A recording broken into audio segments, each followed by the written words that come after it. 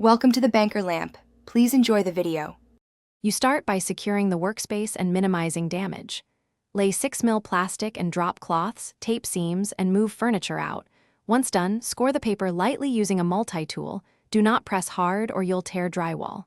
Next, test a 6x6-inch patch with your chosen method, because knowing how stubborn the adhesive is saves time. If steam works, set up the steamer. If not, mix a wallpaper remover solution at manufacturer strength and prepare a spray bottle to wet the wall. You now attack the main removal step systematically.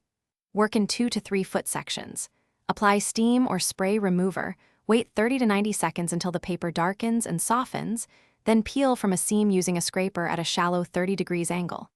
If the paper resists, reapply steam or solution and wait.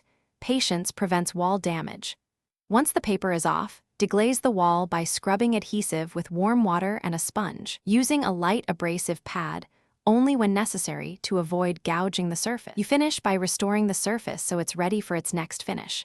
Sand any raised adhesive with 120-220 grit, fill small gouges with spackle, then sand smooth once dry. Make sure to clean dust thoroughly.